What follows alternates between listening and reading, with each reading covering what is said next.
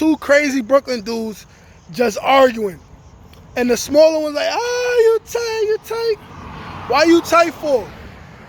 Why you tight? Because I'm about to put my beef in your mother's mouth? Like, he used to say stuff like that.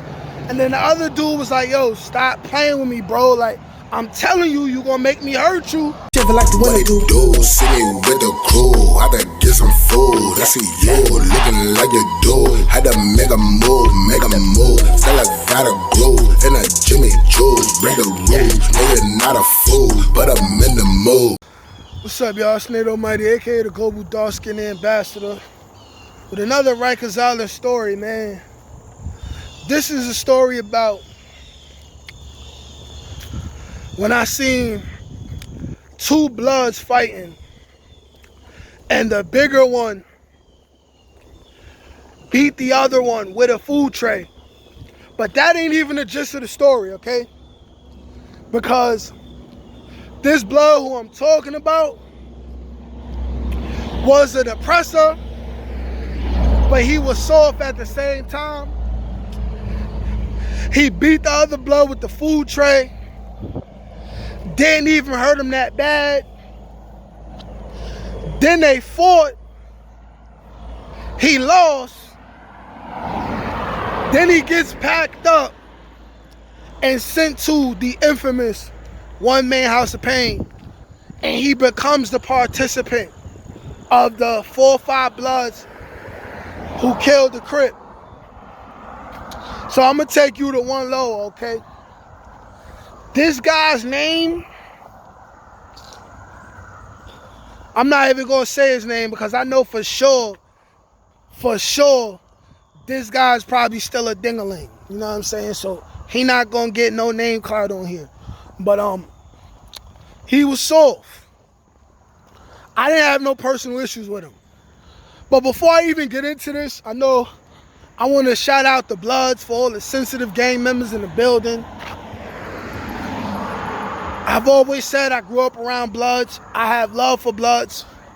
I'm hardest on them because I know the effects they have on our communities, and I know that if they chose to go a different direction, they could do for our people the same thing that people like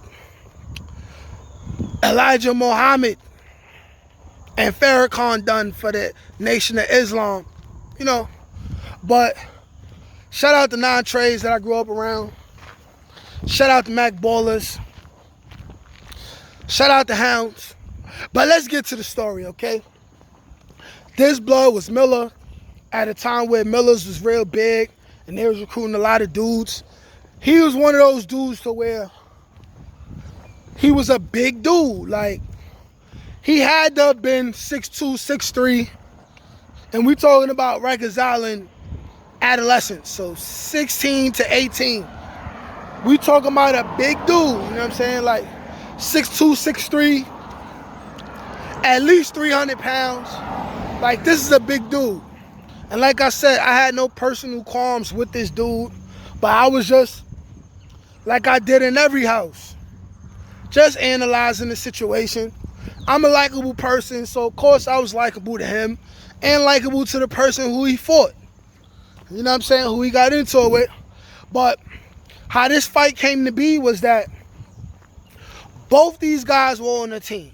Okay, so both these guys had a high position of power. It's just one of those situations where two people really just don't like each other, but they choosing to tolerate each other because they both have a high position of power within the crib. You know what I'm saying?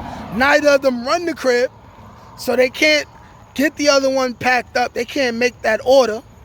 You know what I'm saying? But they dealing with each other still because they don't have the highest power in the crib, but they have a high power.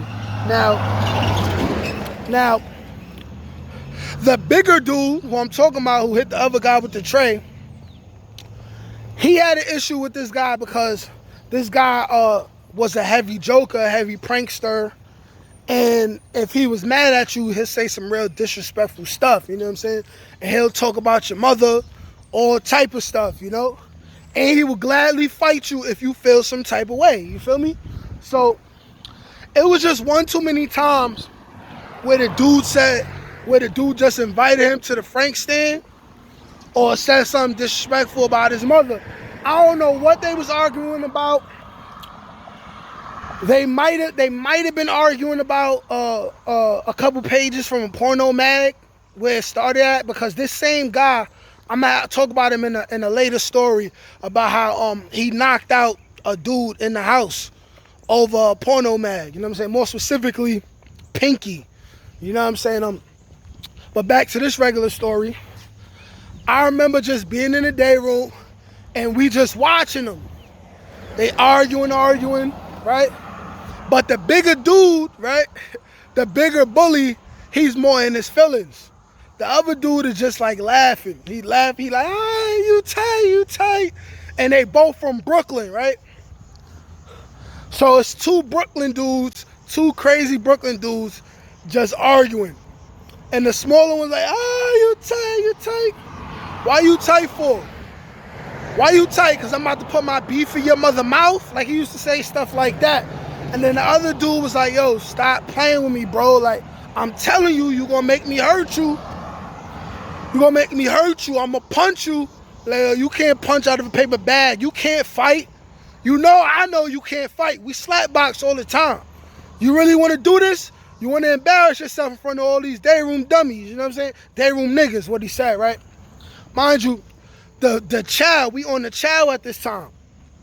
So while they arguing, right? While they arguing, the smaller dude gets his tray already, right? And he sits at the same table that I'm sitting at, right? Right? So we eating, but without looking behind his back at the other dude, right?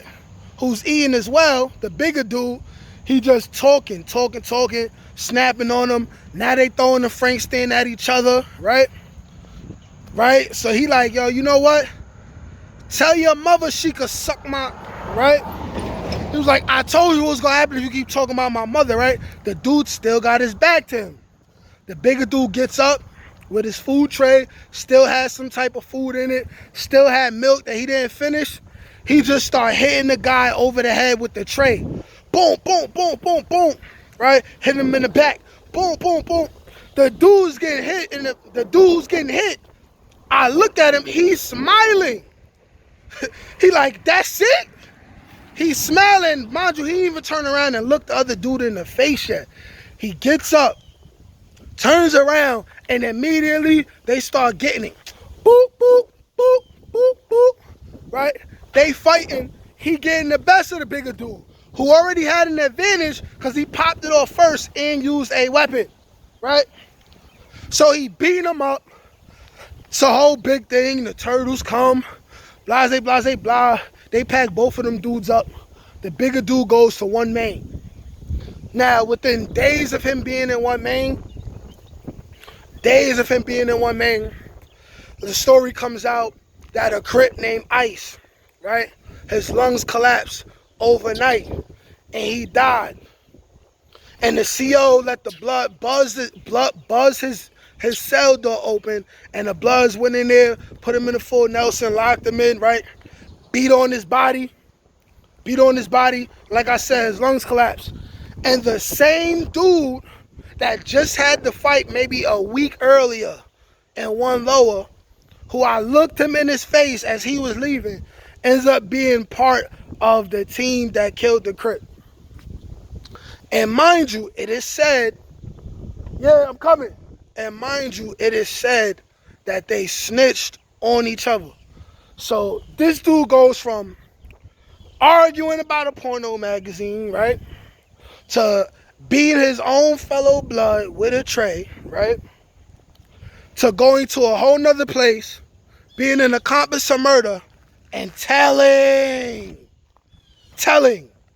told. My advice, don't go to jail. Don't jump people. It's not cool. Now, me saying this, who knows, I might end up jumping somebody in the future. It's still not cool.